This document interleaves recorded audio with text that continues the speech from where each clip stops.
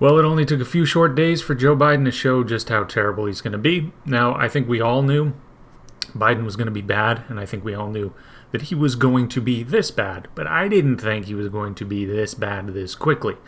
Not even a grace period for all the terribleness. Did no one say to Biden, hey, let's hold off on nominating a former Raytheon employee as defense secretary, at least until maybe the second week? Let's not do it within 48 hours of getting into office.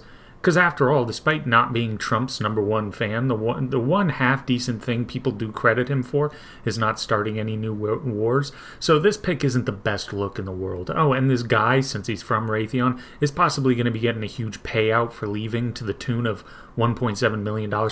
You know, that might make people think this person is going to then do some favors for the former military-industrial complex that he worked for. And he might start a bunch of nonsense around the world, just like your former boss Obama did. I don't know if this is the best idea.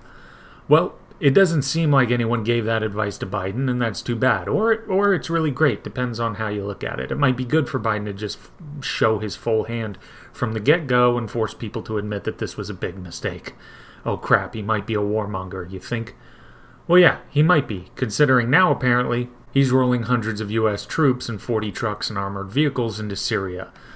Oh, great. That's not a good look either, Biden. I think the citizens of America might still be very weary of war. We've been at it for essentially our entire lives. This doesn't make people feel very confident in you to not start more crap throughout the world again. Because at least Trump had somewhat of a spine to tell his generals no. They wanted him to start crap with Iran when they shot down an unmanned drone.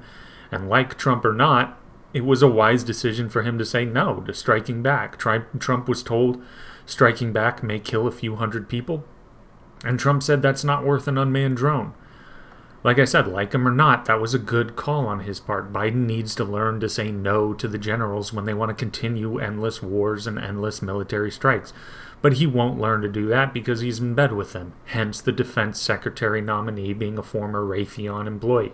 It's too obvious what's going on here. Oh yeah, and Biden, not a good look to tell people that have been making their living off the oil industry that they should go find a new job.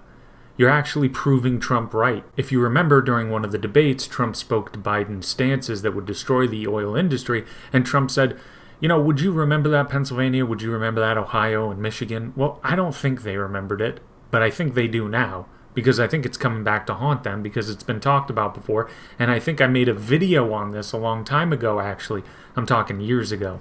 But the oil industry actually provides fantastic job opportunities to people who really are down and out and have no education, no experience. They would have basic jobs, physically demanding, no doubt, but basic jobs that you can make upwards to $60,000 to $70,000 in a 6-month period, because it's tough for them to get anyone to do these jobs.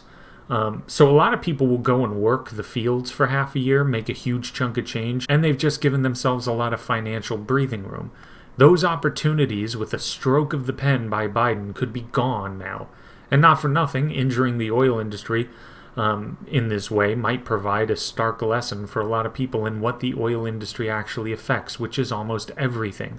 Oil is not just used for vehicles, it's used in producing clothing, pens, basketballs, silverware, you name it.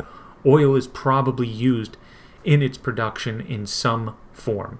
Hell, even food, the machinery we use to plant and harvest crops uses oil. You could easily see prices rise all over the place because of this.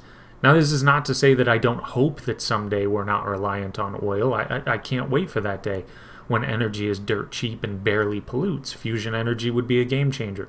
Improving solar technology would be great too. And a big part of that, by the way, is making it so producing solar panels isn't so polluting either. People don't realize how detrimental solar panel production is for the environment.